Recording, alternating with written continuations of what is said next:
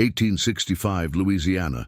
The Cartwright legacy, 3 generations who died on the same day of their 33rd birthday without warning. What if I told you that 3 generations of the same family died on the exact same day they turned 33 years old? Not from illness, not from accidents, but from something that defied all medical explanation. Today, we're diving into one of Louisiana's most chilling mysteries, the Cartwright legacy, where fate seemed to mark an entire bloodline with an impossible curse. Before we uncover this terrifying tale, if you enjoy mysteries that challenge everything we think we know, hit that like button. It really helps support the channel. Also, I'm excited to share that I'm developing another channel dedicated to uncovering hidden histories and unexplained phenomena from around the world. The link is in the description below, so be sure to check it out after this video. Now let's journey back to 1865 to the moss-draped plantations of Louisiana, where the Cartwright family's dark legacy began. The morning of June 15, 1865, dawned humid and heavy over Willow Creek Plantation in St. Landry Parish, Louisiana. The Civil War had just ended, and while much of the South lay in ruins, the Cartwright estate had somehow emerged relatively unscathed. Nathaniel Cartwright, the family patriarch, was celebrating his 33rd birthday with a mixture of relief and cautious optimism about the future. Nathaniel was, by all accounts, a man in perfect health. Standing at 6 feet tall, with the bearing of someone accustomed to command, he had managed his family's sugar plantation with a combination of shrewd business sense and surprising progressive attitudes for his time. Unlike many of his neighbors, he had already begun transitioning to paid labor before the war's end, sensing the inevitable changes coming to the South. That morning, his wife Charlotte found him in his study, reviewing contracts with potential workers. "The birthday boy shouldn't be working," she chided gently, placing a hand on his shoulder. Nathaniel looked up at her with those distinctive grey eyes that would become a Cartwright family trait, and smiled. "Just finishing up, my dear. I want everything in order for William's future." Their son, barely 2 years old, was the apple of Nathaniel's eye. "This plantation will be his someday, and I intend to leave it thriving." The day proceeded normally. Nathaniel met with his foreman, Jacques Thibodeau, to discuss the upcoming harvest. He rode out to inspect the fields, stopping to speak with the workers who had chosen to stay on after emancipation. By all accounts, he was in good spirits, even joking with the field hands about getting old. The birthday dinner was a modest affair. The war had made elaborate celebrations impossible. Charlotte had managed to procure a small cake, and Nathaniel's younger brother, Marcus, had traveled from New Orleans for the occasion. As they sat in the dining room, its walls still bearing faint marks where Union soldiers had searched for hidden valuables, Nathaniel raised his glass. "To new beginnings," he toasted. "May the Cartwright name prosper for generations to come." Those words would prove tragically ironic. At precisely 11:47 p.m., as recorded in Charlotte's diary, Nathaniel suddenly stopped mid-sentence while discussing plans for expanding the plantation. His grey eyes widened, not in pain, but in what Charlotte described as profound surprise, as if he had seen something beyond this world. He placed his hand over his heart, whispered a single word, 33, and collapsed. Dr. Henry Beauregard, summoned immediately from the neighboring plantation, could find no cause of death. Nathaniel's heart had simply stopped. No signs of poison, no evidence of stroke or heart disease. The doctor, a man of science, educated in Paris, was baffled. "In 30 years of practice," Dr. Beauregard wrote in his medical journal, "I have never encountered such a puzzling case. The patient showed no symptoms of distress until the very moment of death. His expression suggested not pain, but rather recognition." The funeral was held 3 days later at St. Landry Catholic Church. Father Michel Dubois, who had known Nathaniel since childhood, noticed something odd during the service. The church's bells, which had rung reliably for decades, fell silent at exactly 11:47 a.m., 12 hours after Nathaniel's death. Charlotte, devastated by her loss, found solace in an unexpected discovery while going through Nathaniel's papers. Hidden in a false bottom of his desk drawer was a leather-bound journal she had never seen before. The entries were sparse, cryptic, dating back to just before their marriage. One entry, dated exactly 1 year before his death, sent chills down her spine. June 15th, 1864. The number haunts me. 33. I see it everywhere. In the cotton yields, in the account books, in the patterns of the stars. Last night I dreamed of 3 men standing at the foot of my bed. They looked like me, but were not me. Each held up fingers, 3 and 3. I woke at 11:47, always 11:47. What does it mean? Charlotte shared this discovery with no one, not even Marcus.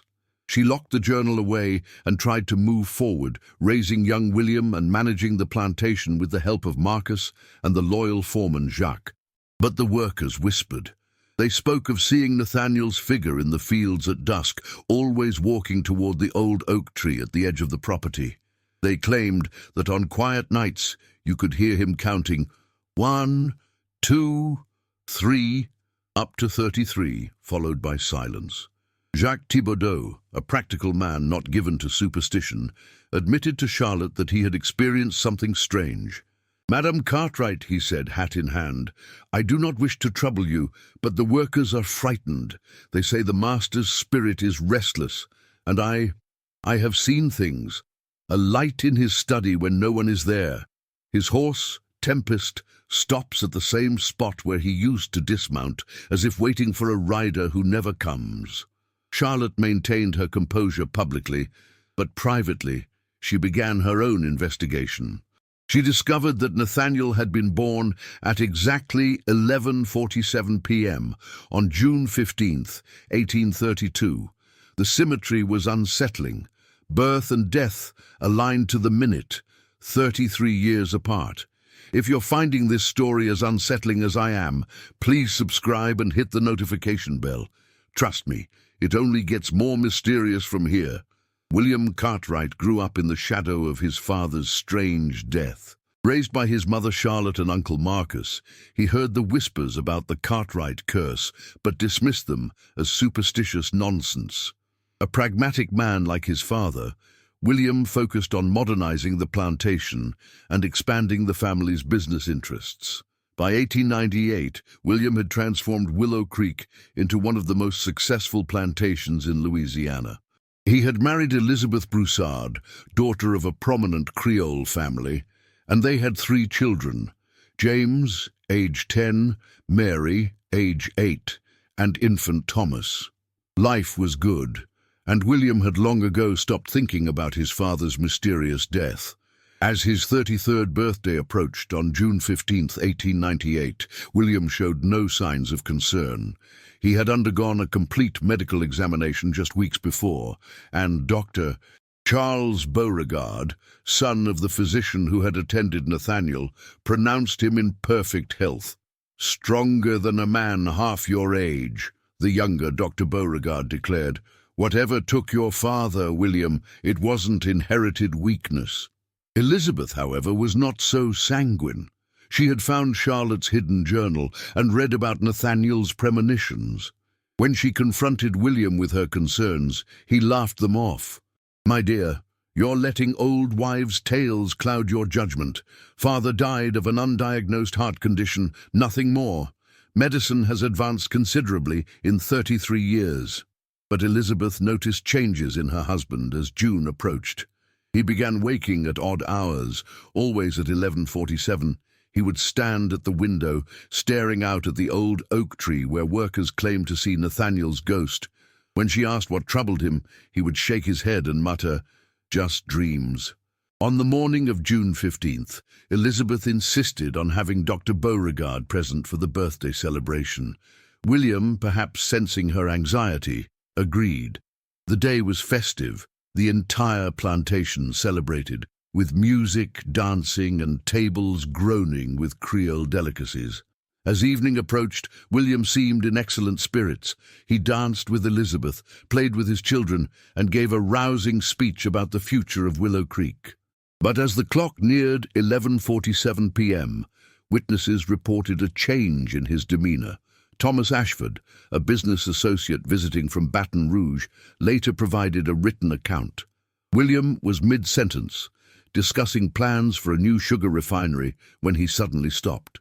His face took on an expression I can only describe as otherworldly recognition. He looked past us all, as if seeing someone we could not. He said quite clearly, "Father?"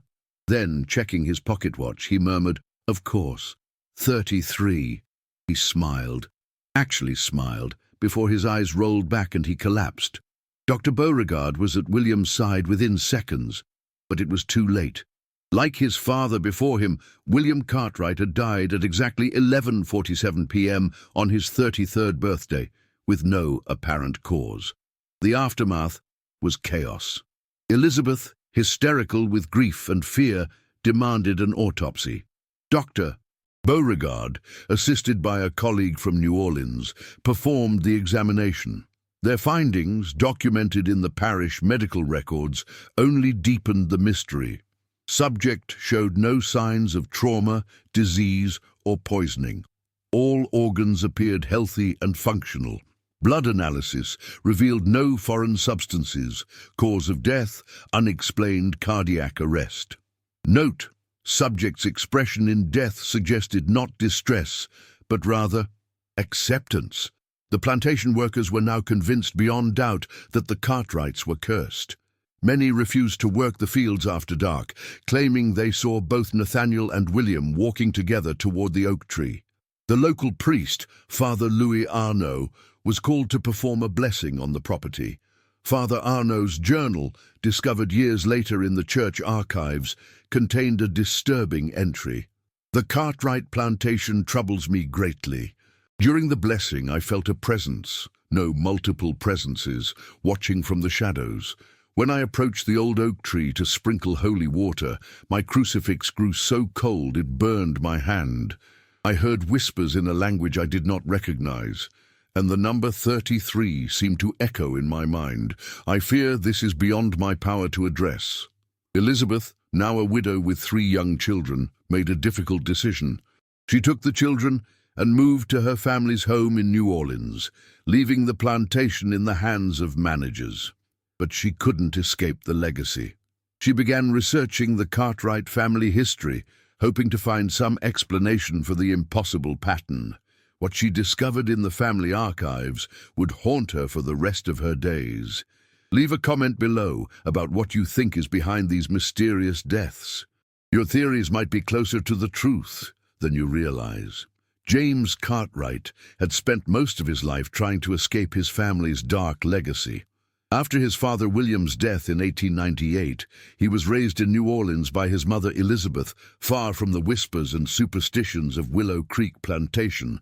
He became a successful lawyer, married a judge's daughter named Margaret O'Brien, and had 2 daughters, Helen and Catherine. James was a rational man, a skeptic who believed in law and logic over superstition. He had studied the deaths of his father and grandfather from a legal perspective, convinced there had to be a logical explanation, perhaps a genetic condition that medical science hadn't yet identified, or even a carefully orchestrated murder plot by business rivals.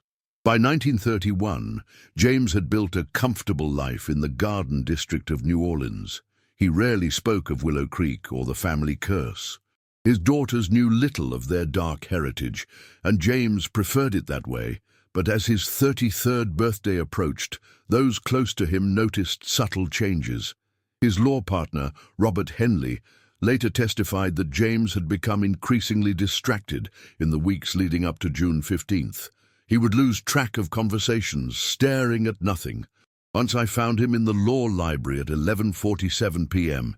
He claimed he'd lost track of time, but the way he was sitting there so still, it was like he was waiting for something. Margaret Cartwright kept a detailed diary of those final weeks. Her entries reveal a growing dread. June 1st, 1931. James woke screaming last night. He said he dreamed of two men standing at the foot of our bed. They looked like him, but older. He keeps checking his pocket watch obsessively. June 8th, 1931. Found James in his study at dawn, surrounded by genealogy charts and old newspapers. He's traced the family line back to before the Louisiana Purchase. He won't tell me what he's looking for, but his hands shake when he writes the number 33. June 14th, 1931. Tomorrow is his birthday. James has agreed to spend it at home with just family, no parties or gatherings. He's written letters to the girls and myself, just in case. I'm terrified. On the morning of June 15th, 1931, James seemed surprisingly calm. He spent the day with his family, taking his daughters to the park, having lunch at their favorite cafe. Several photographs from that day survive, showing James smiling, seemingly at peace.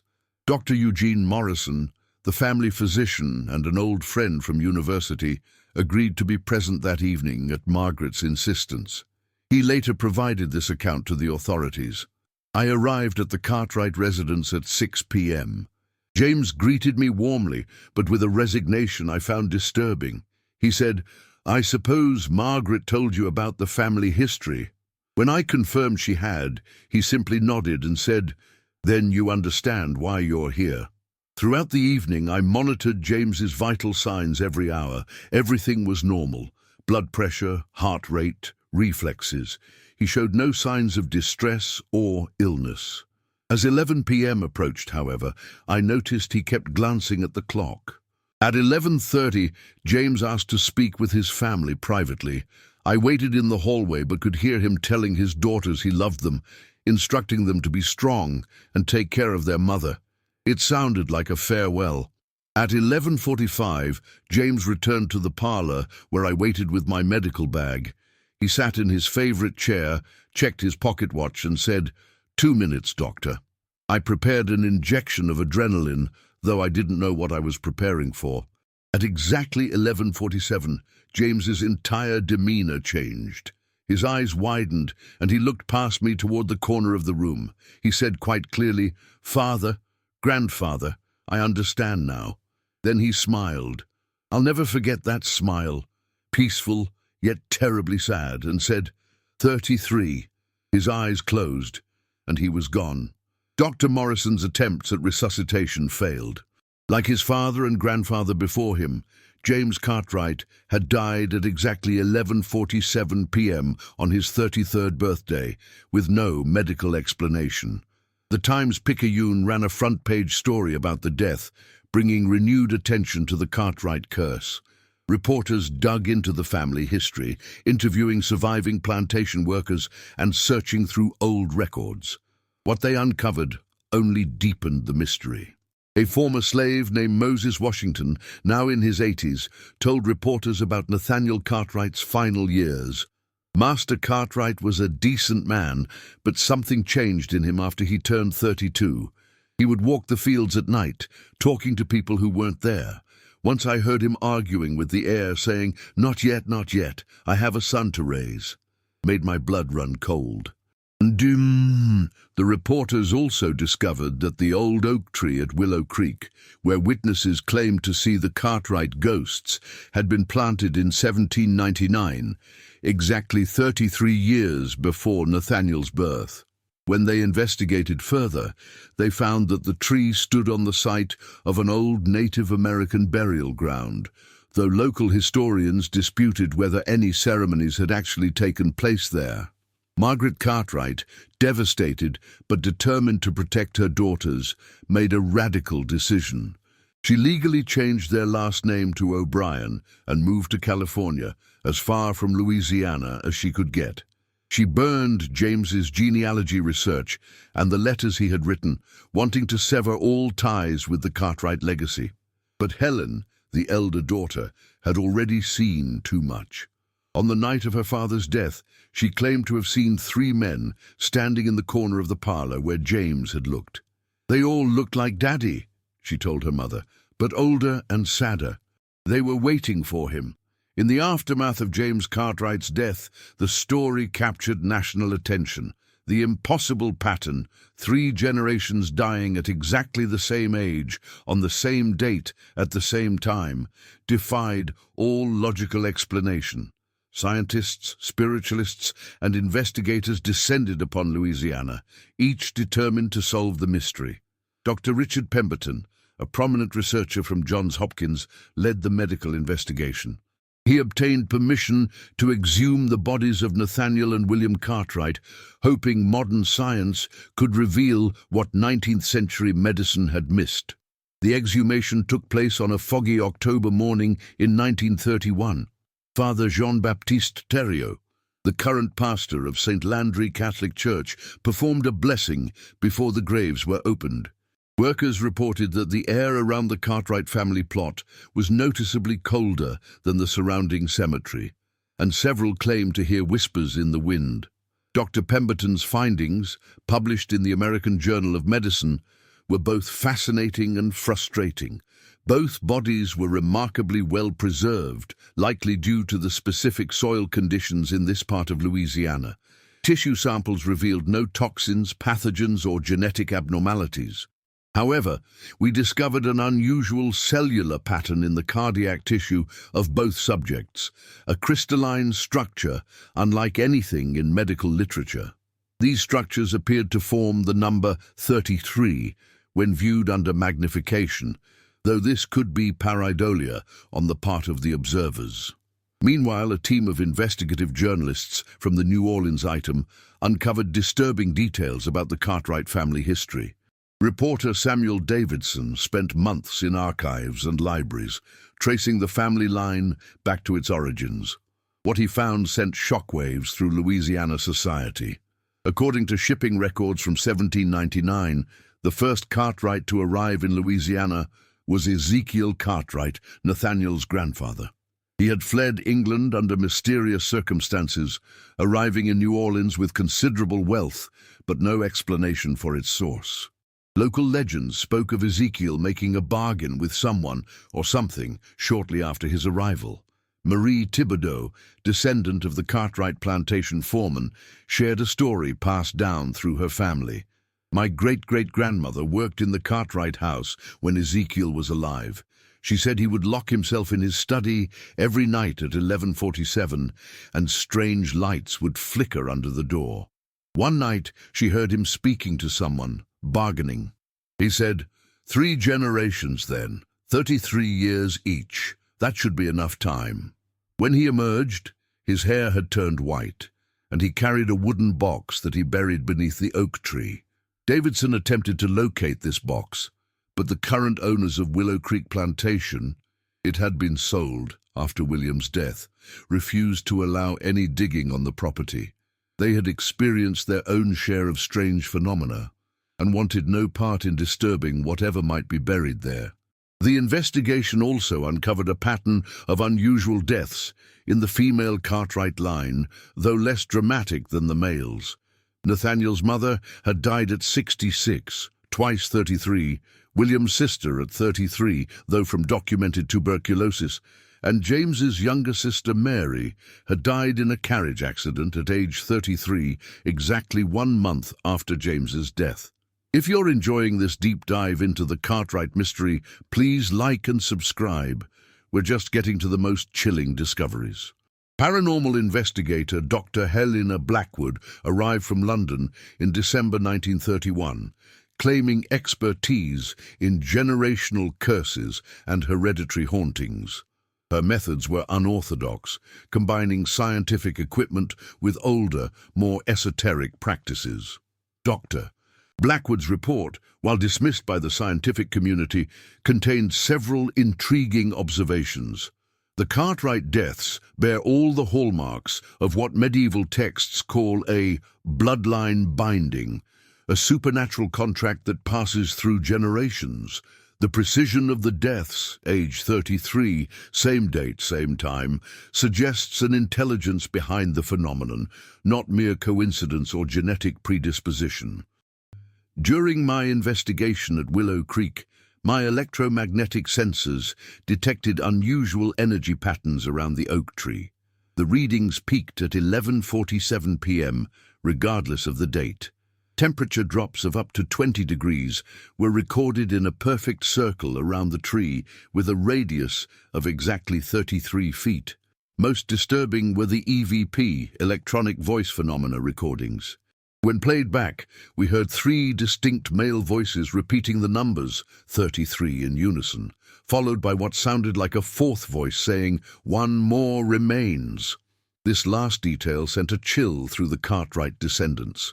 James had left behind 2 daughters, but more importantly, his brother Thomas, born after William's death, was still alive. At 28 years old in 1931, Thomas had 5 years before his own 33rd birthday. Thomas Cartwright, who had become a successful businessman in Chicago, initially dismissed the family curse as coincidence. But after James's death and the subsequent investigations, he began to take precautions. He hired bodyguards, underwent monthly medical examinations, and refused to travel anywhere near Louisiana. As 1932 dawned, investigators continued their work, but no closer to solving the mystery. The Cartwright curse had become a sensation, inspiring books, radio dramas, and endless speculation. Theories ranged from the scientific, a rare genetic condition triggered by stress, to the supernatural, a demon pact, a voodoo curse, Native American vengeance. But the truth, as they would soon discover, was stranger than any theory. As Thomas Cartwright's 33rd birthday approached in 1936, the world watched with morbid fascination. Would the curse claim a 4th generation, or would modern medicine and precaution finally break the pattern? Thomas had spent the 5 years since his brother's death, preparing for June 15th, 1936. He had moved to California, as far from Louisiana as possible, and surrounded himself with doctors, scientists, and bodyguards. He underwent every medical test available, participated in experimental treatments to strengthen his heart, and even agreed to be monitored by researchers from Stanford University. Dr. Martin Fisher, leading the Stanford team, developed what he called the Cartwright Protocol, 24-hour monitoring beginning 1 week before the subject's 33rd birthday, with particular attention to the critical moment of 11:47 p.m. But as June 1936 arrived, something unexpected happened. Margaret O'Brien, formerly Cartwright, James's widow, received a package with no return address. Inside was a leather journal and a letter in spidery handwriting. Mrs. O'Brien, the time has come for truth. This journal belonged to Ezekiel Cartwright. I have guarded it these many years, as my family has guarded many secrets. The 4th approaches his time. Perhaps knowledge can break what ignorance has perpetuated. M. Thibodeau. The journal was written in a mixture of English and what appeared to be an older form of French Creole. Margaret immediately contacted Thomas and the research team. Together, they worked to translate the entries, racing against time as June 15th approached. What they found defied belief. Ezekiel Cartwright had indeed made a bargain, but not with any demon or spirit. The journal revealed he had encountered something he called les gardiens du temps, the timekeepers. His entries, dated 1799, described beings that existed outside normal temporal flow. They appeared as men, but were not men. They showed me the threads of time, how past and future interweave. They offered me knowledge of what would come, knowledge that would make my family wealthy beyond measure. The price, 3 generations would live exactly 33 years. No more, no less, their life force feeding back into the temporal stream. The 4th would choose, continue the pattern and gain even greater power, or break it and lose everything. The journal contained detailed predictions of historical events, the Louisiana Purchase, the Civil War, specific dates and outcomes that Ezekiel couldn't have known. Using this knowledge, he had built the family fortune through strategic investments and land purchases. But the most chilling entry was the last. I have seen my grandson's grandson's grandson.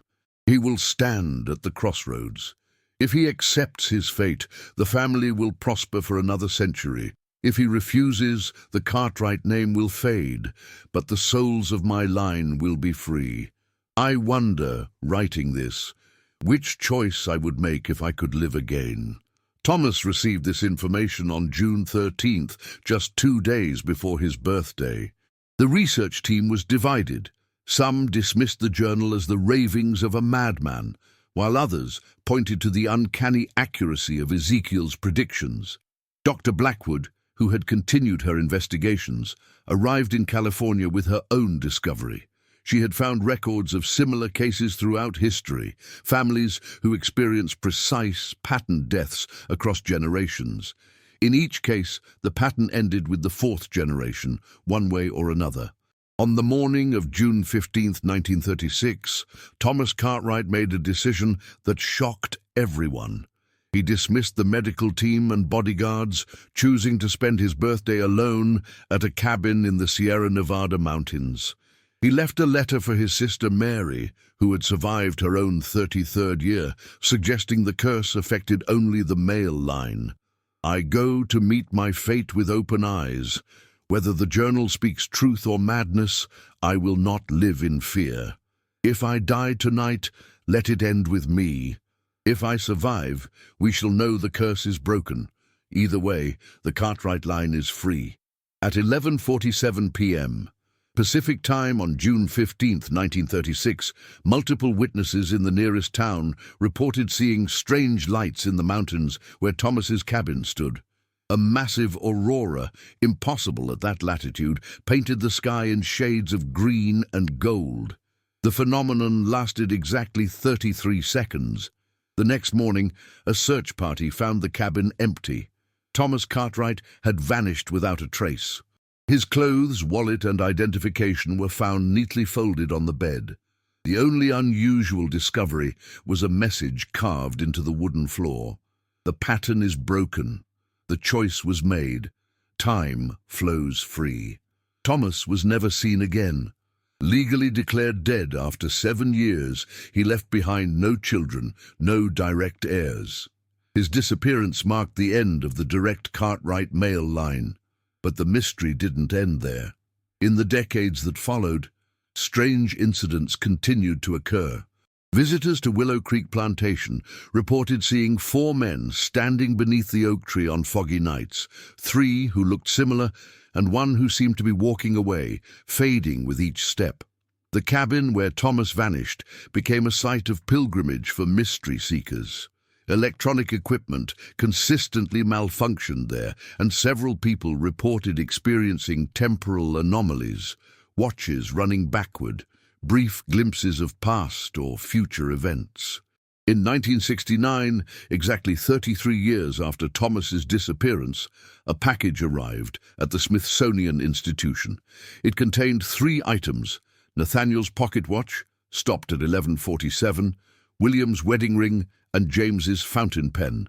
No sender was listed, but a note read, "The debt is paid. The guardians are satisfied. Let these rest in history." Dr. Helen Cartwright, née O'Brien, James's daughter, lived to be 89, dying peacefully in 2009. In her final interview, she revealed one last detail. "I saw my father die, yes, but I also saw him leave. Does that make sense? His body remained, but something else, the essential part of him, walked away with his father and grandfather. They looked relieved, free, and sometimes on quiet nights I swear I can hear them laughing, all 4 of them, somewhere beyond time." The Cartwright legacy remains one of America's most puzzling mysteries. Despite decades of investigation, no one has definitively explained how 3 generations of men died at exactly the same age, on the same date, at the same moment. The 4th generation's disappearance only deepened the enigma. Skeptics point to coincidence, genetic factors, or even elaborate fraud, but the evidence, the medical records, witness testimonies, and strange phenomena suggest something beyond conventional explanation. The Journal of Ezekiel Cartwright, whether truth or fiction, offers a narrative that fits the facts, even if it defies belief. Willow Creek Plantation still stands, now a historical site. Visitors report cold spots, whispers in the wind, and the occasional sighting of men in period clothing. The oak tree remains, its roots deep in Louisiana soil, its branches reaching towards secrets we may never fully understand. The Cartwright curse, if curse it was, appears to be ended. But questions remain. Where did Thomas go? Were the timekeepers real? And what price do we pay for knowledge of the future? Some mysteries, perhaps, are meant to remain unsolved. Some patterns once seen cannot be unseen. And some families carry burdens that transcend the normal flow of time. What do you think really happened to the Cartwright men? Was it an elaborate hoax, a genetic anomaly, or something truly supernatural? Share your theories in the comments below.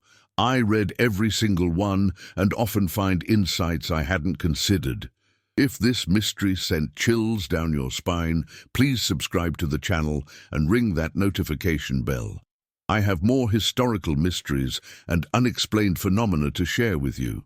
These stories remind us that history holds secrets that challenge everything we think we know about reality. And remember, the next time you celebrate a birthday, be grateful for the uncertainty of tomorrow. Some fates, it seems, are better left unknown. Until next time, keep questioning, keep investigating, and remember, truth is often stranger than fiction. End of video script.